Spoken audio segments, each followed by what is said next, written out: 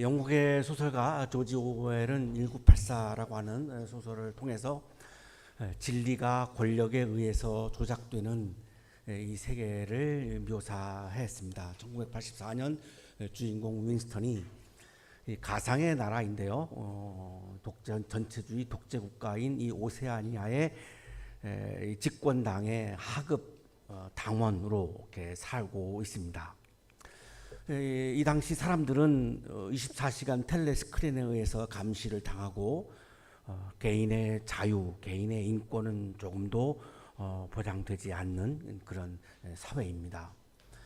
어느 날 이 윈스턴이 이 텔레스크린의 이 화면이 미치지 못하는 한 골방의 구석에 앉아서 일기를 쓰기 시작합니다. 1984년 4월 4일에 쓴 일기입니다. 이렇게 썼습니다. 2 더하기 2는 4이라고 말할 수 있는 자유. 이것이 자유이다. 왜 이런 일기를 썼을까요? 당시에 이 당이 2 더하기 2는 5이야 라고 말하면 모두 그거를 믿어야 하는 사회였습니다. 이것에 대해서 반박할 수도 없고 거부할 수도 없고 모두 이거를 그냥 진리로 받아들여야 하는 겁니다. 진리가 권력에 의해서 정의되는 사회인데 그곳에서 이 윈스턴은 2 더하기 2는 4이라고 자기 일기장을 통해서 외치고 있는 거죠. 왜 그랬을까요? 그렇게 해서라도 인간의 존엄, 양심을 지키고 싶었던 겁니다. 분명히 아무리 봐도 2 더하기 2는 4인데 온 나라가 모든 사람들이 다 2 더하기 2는 5이라고 하고 있으니 견딜 수 없는 거죠. 이 윈스턴이 2 더하기 2는 4이다라고 말한다고 해서 뭐 유익함이 있을까요? 뭐 이익이 돌아오는 게 있을까요? 아무것도 없습니다. 오히려 삶이 존재가 위험해질 수 있죠. 그런데 왜 그랬을까요? 그렇게 하지 않고서는 견딜 수가 없는 거죠. 내가 사람인데, 내가 인간인데, 내가 양심을 지닌 존재인데 이거를 내가 그냥 받아들여서 나도 이거를 수용하는 거는 참을 수가 없었던 거죠. 진리의 언어를 잃은 사회는 인간성마저도 잃게 되는 사회가 됩니다. 우리가 개인적으로 내가 진리를 외면하고 진리를 잃은 채로 내가 살게 되면 나의 인간성이 다 파괴되어질 수밖에 없습니다. 비인간적인 삶을 살아야 하는 거죠. 이걸 실존주의 철학자들은 부조리라고 말한 겁니다. 이 거짓된 세상에서 어떤 면에서는 거짓으로 살아야만 생존할 수 있는 이 사회에서 인간됨을 지키는 일은 참 어렵고 힘든 일입니다. 보통의 용기가 없이는 시도하고 감행하는 것이 참 어렵습니다. 나의 삶을 거의 포기할 정도의 마음을 품지 않고는 이 거짓된 구조가 이루어져 있는 세상에서 그리고 거짓을 해야지만 내가 살아남을 수 있는 세상에서 내가 진리를 선택하고 진리를 지킨다? 정말로 어려운 일입니다. 그래서 많은 사람들은 그냥 거짓을 따라가기도 하고 거짓을 선택하기도 하는 거죠. 오늘 우리들의 질문은 우리들의 주변에서 내 개인의 삶에서 과연 이 진리와 진실이 어떻게 존중받고 있습니까? 이런 질문입니다.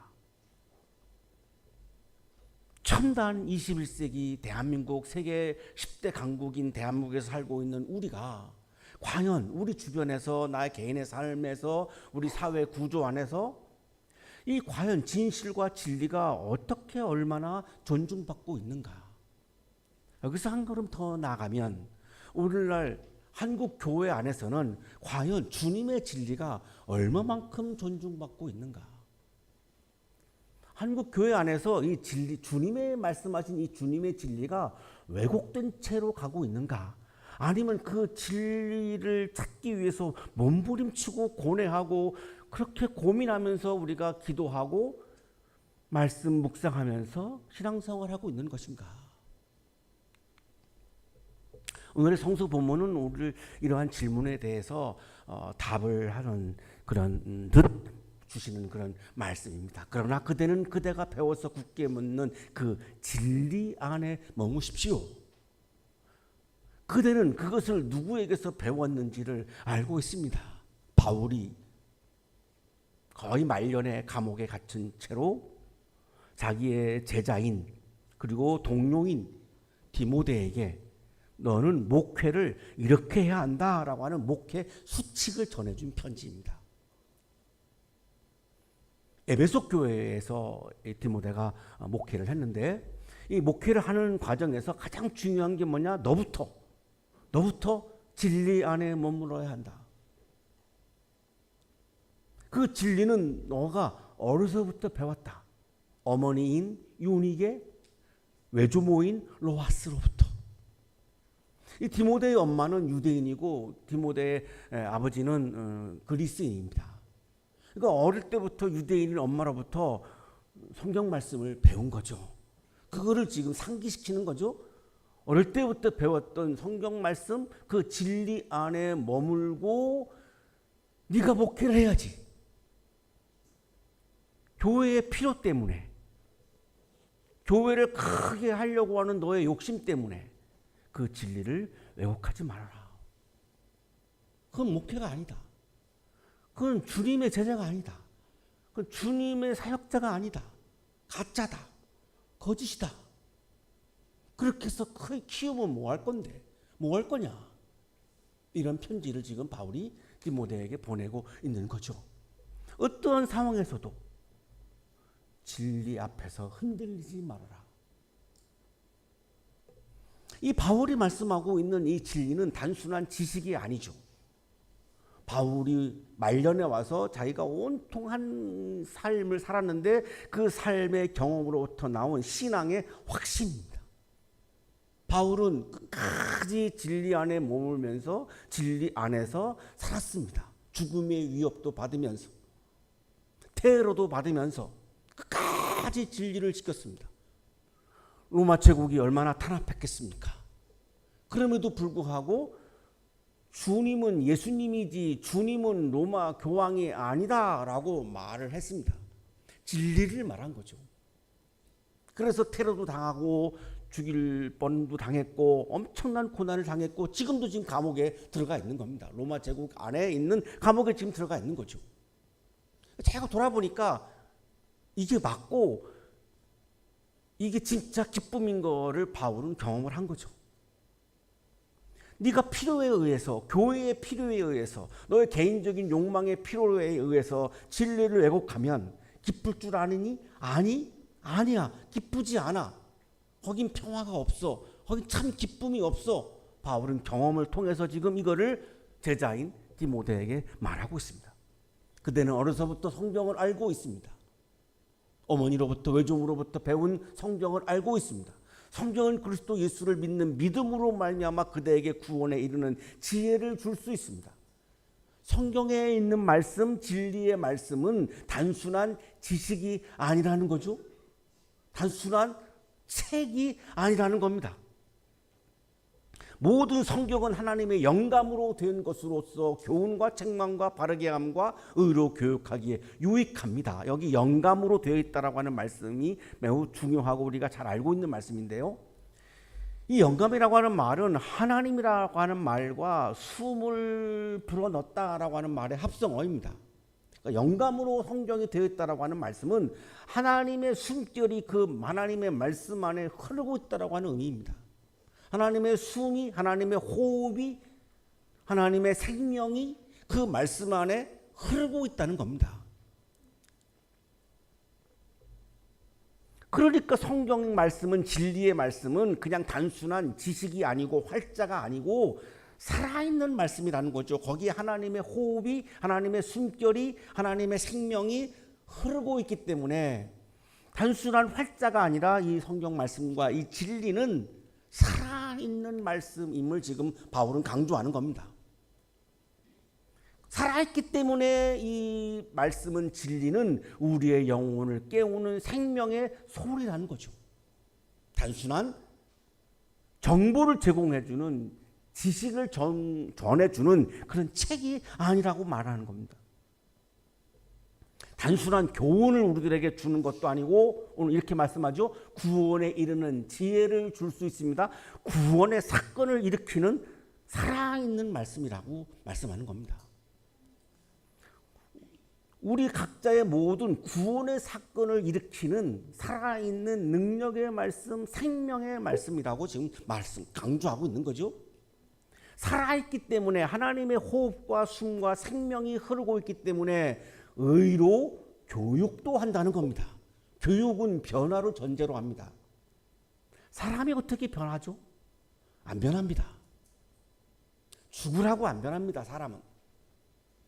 그런데 교육이라고 하는 것은 변화를 전제로 합니다. 왜 바울이 이렇게 말할까요? 의로 교육한다? 변화가 있기 때문입니다. 살아있는 말씀이기 때문에 진리는 우리들의 삶과 우리들의 존재와 우리의 사고방식과 우리의 세계관을 변화시킨다는 겁니다. 그러니까 예수님의 제자들이 모든 걸 다 내려놓고 예수님을 따랐죠. 어마어마한 변화죠.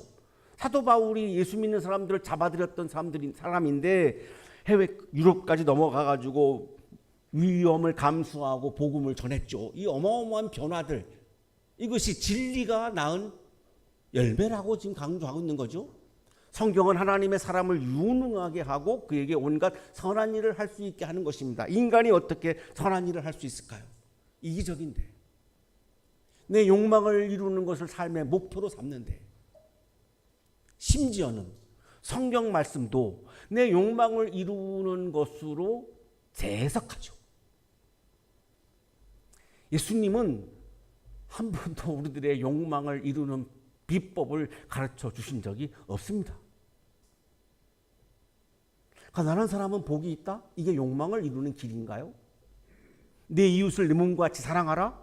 겉옷을 달라고 하면 속까지 내줘라? 이게 욕망을 이루는 지혜인가요?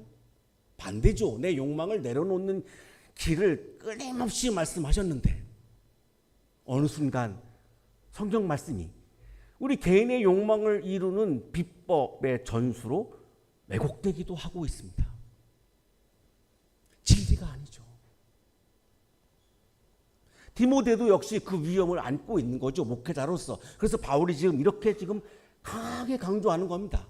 진리 안에 머물라고. 진리 안에서 목회하라고. 그래야지만 그 진리가 우리 그리스도인들이 선한 일을 하게 할 수 있다. 이기적인 내가 어떻게 선한 일을 하겠습니까? 이기적으로 살아야 되는데 이기적인 인간이 어떻게 선한 일을 합니까? 할 수 없습니다. 그러나 진리는 그것을 가능하게 한다는 겁니다. 왜? 살아있는 말씀이기 때문에. 하나님의 숨결이 흐르고 있고 하나님의 호흡이 흐르고 있고 하나님의 생명의 숨결이 흐르고 있기 때문에. 바울은 로마 제국이 통치하고 있는 이 진리를 왜곡한 시대, 권력이 진리를 왜곡하고 있는 이 로마 제국의 시대 속에서 거짓이 판을 치고 있는 이 시대 속에서 진리를 굳게 붙잡으라고. 그것이 목회자라고. 그것이 목회자의 정체성이라고 지금 강조하고 경고하고 있는 것입니다. 내가 이러면 사람들이 건전한 교훈을 받으려 하지 않고 귀를 즐겁게 하는 말을 들으려고 자기네 욕심에 맞추어 스승을 모아드릴 것입니다. 내 욕심을 이루는 것에 맞추어서 성경을 해석하고 내 욕심을 이루는 것을 잘 맞추어주는 목회자를 청빙하고 우리들의 욕심을 잘 부추겨주는 그런 설교를 하는 사람을 목회자로 모시고 가르침을 받을 것이라고 지금 예고하고 있는 겁니다. 2000년 전에 이 말씀이 오늘날에도 재현되고 있다라고 하는 이 현상은 참 놀랍습니다. 하나님의 말씀은 진리입니다. 그런데 그 진리의 본 뜻을 받으려고 하지 않는다는 거죠. 왜? 그 진리를 내가 수용하면 오로지 내 욕망을 이루는 것만을 삶의 목표로 삼고 살아가는 것을 멈춰야 하거든요. 그러니 이거를 받아들일 수가 없습니다. 하나님의 말씀의 진리는 우리를 힘들게 합니다. 내 안에 있는 욕망의 구조를 깨트리죠. 욕망을 부추기는 게 아니라 내 안에 있는 욕망의 구조들을 깨트립니다. 그러니 즐거울 수가 없습니다. 어떻게 즐겁겠습니까? 부담스럽죠. 힘들죠. 고통스럽죠. 우리 교회가 1년에 한 번 목회자들을 위해서 영성 세미나를 하고 이런 배경에서 하고 있습니다. 욕망을 부추기는 목회가 아니라 욕망을 깨트리는 목회. 교회 성장이 아닌 하나님 나라가 확장하고 교인들이 성장하는 목회. 이런 세미나를 합니다. 한 목사님이 참석했던 한 목사님이 좀 나와서 발언을 하고 싶대요. 강사가 다 있는데 무슨 말씀을 하고 싶은데요. 목사님 영성 세미나 아닙니까? 예. 영성은 후원입니다. 영성은 재미입니다. 저한테 이런 말을 해요. 영성은 재미있는 말을 해야 합니다. 내가 여기 와서 강의를 들었는데 재미가 있지는 않습니다. 자기가 좀 유머도 얘기하고 좀 코미디도 얘기하고 개그도 하고 싶습니다. 들어가세요. 그래서 들어가세요. 목사님 교회 가서 하세요. 이게 우리 한국교회 현실입니다. 제가 오늘 흥분 안 하려고 굉장히 노력을 많이 하고 있습니다. 진짜 노력하고 있습니다. 막 넘어가고 있습니다. 하고 싶은 말. 즐거운 말을 들으려고 우리가 예배 자리에 오나요? 개그 프로그램 보면 되죠. 목회자들이 아무리 날고 기어도 개그맨보다 어떻게 더 즐거운 말을 하겠습니까? 그 사람들은 다 프로인데 못 따라가죠. 우연히 이수근이라고 하는 개그맨이 엉터리 중국어를 막 말하는 거를 보게 됐는데 진짜 중국어 말하는 사람과 대화를 하는데 이 중국어를 말하는 사람이 너무나 놀래요. 진짜 중국어 같대요. 근데 한 단어도 못 알아듣겠대요. 그게 진짜 우리를 즐겁게 하는 그런 개그맨들의 프로죠.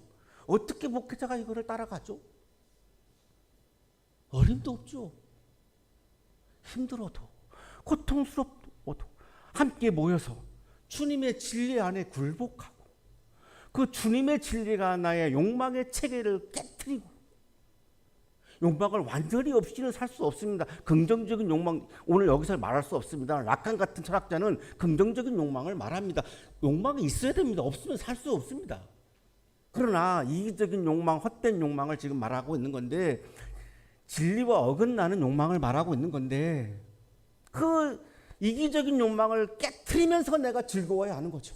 기뻐야 하는 거죠.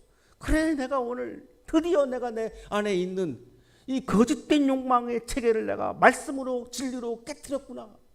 이거를 내가 자랑스러워하고 기뻐해야 하는 거죠. 그게 예배의 자리죠. 바울은 지금 디모데에게 그거를 하라고 지금 강조하는 거죠. 사람들은 진리보다 쾌락을 원하고 교육보다 위로를 찾고 교훈보다 위로를 찾고 진실보다 이익을 쫓기 때문에 그들은 진리를 듣지 않고 꾸민 이야기에 귀를 기울일 것입니다. 진리를 교묘하게 왜곡합니다. 왜? 교인들이 들으면 즐거운 이야기를 해줘야 교인들이 교회에 오니까 성도가 느니까 예산이 느니까 부담스러운 이야기를 하면 누가 오겠습니까? 우리 교인들 말고는. 우리 식구들은 부담스러운 얘기를 해도 구석구석 오시지 않습니까? 저는 이런 분들이 나는 진짜 그리스도인이라고 생각합니다. 아부하는 게 아니고. 이 바울의 경고는 우리 시대의 현실이기도 하고 사람들은 듣고 싶은 말만 듣고 믿고 싶은 진리만 믿고 그러나 디모데의 소명은 그 반대였습니다. 귀를 즐겁게 하는 말이 아니라 하나님께서 주신 말씀 그 본래의 뜻을 고뇌하고 기도하고 묵상해서 그거를 찾아내서 그거를 네가 전하라는 겁니다. 쉽지 않죠. 하나님의 말씀이 우리가 해석하고 하는 게 어렵습니다. 이 하나님의 어마어마한 하나님의 말씀의 뜻을 이게 찾는다는 게 이게 쉽습니까? 어렵습니다. 학문 안 하시는 분들은 옛날 예를 들어서 플라톤이 이야기한 니체가 얘기한 본래의 뜻을 찾는다. 그게 논문이죠. 어렵습니다. 어렵습니다. 하물며 하나님의 말씀의 본래의 뜻을 찾는다? 너무나 어려운 겁니다. 그러나 목회자라면 그걸 해야죠. 묵상하고 기도하고 오로지 거기에 전념하면서 그걸 해야죠. 딴 거 하지 말고. 그리고 그거를 전해야죠. 그래야 교회 공동체가 하나님의 진리를 따라가는 공동체가 되죠. 그래야 그리스도인들이 하나님의 진리를 따라서 자부심 있게 정말로 기쁘게 삶의 길을 걸어갈 수가 있죠. 그러나 그대는 모든 일에 정신을 차려서, 여기 정신을 차리다라고 하는 말은 언제나 깨어 있어서 이런 말입니다. 진리에 대해서 깨어 있어서 고난을 참으며 진리를 받아들이면 고난이 옵니다. 예수님이 왜 고난 당하셨나요? 진리의 길을 걸었기 때문에 고난을 당하신 거죠. 예수님이 뭐 잘못했나요? 예수님이 무슨 죄를 지었나요? 죄에 대한 대가로 고난이 온 게 아니죠. 진리의 길을 걸어가셨기 때문에, 십자가의 길을 걸어가셨기 때문에 고난을 받으셨습니다. 오늘날 우리 그리스도인들도 진리의 길을 걸어갈 때에는 고난을 감수해야 합니다. 감수해야죠. 어떻게 안 오겠습니까? 이 세상 가치와 거꾸로 가는데 그 고난을 참아야 하고 전도자의 일을 해야 되고, 이거를 그냥 나만 깨닫는 것이 아니라 내 옆에 있는 사람들한테 전해야죠. 여기에 참 기쁨이 있다고, 여기에 참 평안이 있다고, 여기에 참 진리가 있다고. 그것이 그대의 직무를 완수하십시오. 그것이 당신의 직무이다. 바울은 디모데에게 강조하고 있습니다. 오늘 우리에게도 이 말씀은 동일하게 울립니다. 진리가 왜곡되는 시대일수록 말씀에 대한 확신과 인내가 필요하죠. 신앙은 편안한 확신이 아닙니다. 교회는 우리가 그냥 편안하게 와서 어떤 강의를 듣는 자리가 아닙니다. 거짓과 타협하지 않고 진리를 향해서 나아가는 고백적 투쟁의 자리입니다. 진리를 부둥켜 안기 위해서, 진리를 붙잡기 위해서, 진리의 길을 걸어가기 위해서 여기에 와서 내가 기도하면서 말씀 앞에서 투쟁하는 자리입니다. 끝까지 내가 진리를 붙잡기 위한 투쟁이죠. 영적인 투쟁이죠. 이게 쉽지 않기 때문에 기도하는 겁니다. 기도는 내 욕망을 이루기 위해서 하는 것이 아니라 진리를 붙잡기 위한 투쟁으로 하는 겁니다. 이게 내 인간적으로 쉽지 않거든요. 과연 우리는 진리의 편에서는 용기를 낼 수 있을까요? 어려울 것 같죠. 성공한 한 사람을 소개합니다. 얀 후스라고 하는 사람입니다. 중세시대에 교회가 타락했고 면죄부를 팔아서 성베드로 대성당을 지으려고 계획을 했고 어마어마한 마케팅도 했습니다. 그때 체코의 신학자 얀 후스가 성경 말씀으로 돌아가자를 외칩니다. 그리고 면죄부를 파는 교황을 고발합니다. 교황 자리를 차지하고 있는 적그리스도가 있습니다. 교황을 적그리스도라고 공격합니다. 그 당시 이거는 가능하지 않은 일입니다. 교황은 무서운 권력을, 어마어마한 권력을 가지고 있는 사람입니다. 왕도 막 폐위시키고 하는 정도의 권력을 갖고 있던 사람인데 그 교황을 향해서 적그리스도라고 고발합니다. 교황이 부르죠. 갔더니 교황이 말합니다. 회개하시오. 무릎을 꿇고 당신의 잘못을 인정하시오. 이때 야노스가 무릎을 꿇고 기도합니다. 진실한 기독교도는 진실을 찾고 진실을 배우며 진실을 사랑하고 진실을 말하며 진실을 지킵니다. 설사 그 때문에 죽을지라도. 야노스는 죽음을 예감한 겁니다. 교황이 자기를 화형시킬 거를 이미 눈치를 찬 거죠. 나는 죽임을 당할지라도 나는 진실을 지킬 겁니다. 이렇게 기도했습니다. 1415년 7월 6일 독일에 있는 도시죠. 콘스탄츠에서 화형을 선포하고 로마 교황청에 의해서 화형을 당합니다. 불태운 다음에 이걸 라인강에 뿌리죠. 그 이유는 장례식을 못하게 하려고, 무덤을 쓰지 못하게 하려고. 그의 피는 종교개혁의 불씨가 되었고, 야누스의 이 화형의 사건 100년 후에 마르틴 루터의 종교개혁이 일어납니다. 놀랍죠? 마르틴 루터보다 이미 100년 전에 종교개혁을 한 사람입니다. 마르틴 루터가 종교개혁을 할 때 성서를 독일어로 번역하고 그리고 코랄로 찬송가를 만들었죠. 100년 전에 야누스는 체코어로 성경을 번역했습니다. 야누스는 체코어 찬송가를 만들어서 보급했습니다.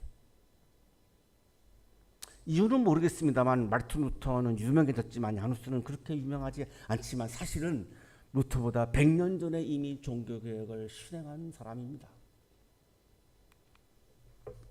체코 프라하 시청 앞에 가면 그의 동상이 서 있습니다. 도시 아주 한복판에 프라하를 이렇게 다 내려다보고 있습니다.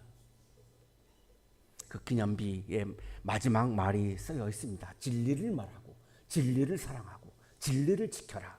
나의 민족이여 살아남으라. 서로 사랑하라. 모든 이가 진리를 알게 하라. 우리에게 몰트만은 희망의 신학에서 희망은 때가 되면 하나님이 자신의 진리를 드러내실 것을 기대한다. 이렇게 말합니다. 희망은 단순히 미래를 낙관하는 태도가 아닙니다. 하나님의 진리가 이 세상에서 드러나기를 기다리는 믿음의 결단이 희망입니다. 희망은 내 욕망이 이루어지기를 바라는 이런 낙관적 태도가 아니고 하나님의 진리가 이 땅에서 이루어지고 실현되기를 바라고 확신하는 믿음의 결단이 바로 희망이라고 몰트만은 말합니다. 그렇다면 희망은 거짓을 거부해야 하고 희망은 하나님의 진리의 말씀이 현실이 되리라고 하는 믿음으로 오늘을 살아내는 것, 이것이 바로 진정한 희망이라고 말할 수 있습니다. 희망은 현실을 외면하는 도피가 아닙니다. 오히려 말씀의 진리를 굳게 붙들고 우리가 살아가는 이 순간의 세상을 새롭게 만드는 하나님의 선물과 같은 능력입니다. 사랑하는 한양가족 여러분, 말씀 위에 굳게 서십시다. 진리 위에 우리가 함께 굳게 서십시다. 거짓과 타협하지 마십시다. 어떤 압력이 있어도 어떤 유혹이 있어도 거짓을 우리 모두 함께 손붙잡고 거부하십시다. 그리고 진리의 말씀을 따라서 혼자 어려우니 함께 손붙잡고 서로 격려하며 한 발자국 한 발자국 주님의 진리의 말씀을 묵상하며 그 주님의 진리의 말씀을 내 마음에 채우며 오늘도 한 발자국 한 발자국 진리의 길을 걸어가십시다. 희망과 평안이 여러분의 삶에 함께 하실 것입니다. 진리의 하나님, 혼란한 세상 속에서도 말씀 위에 굳게 서게 하소서. 사람의 말이 아니라 주님의 말씀을 붙들게 하시고 두려움보다 믿음으로 침묵보다 선포로 응답하게 하옵소서. 매일 일상에서 진리의 복음을 따르게 하시고 거짓의 시대 속에서 말씀의 증인으로 살게 하소서. 이 모든 말씀과 기도를 우리를 구원하신 주 예수 그리스도의 이름으로 간절히 빌며 기도드리옵나이다. 아멘.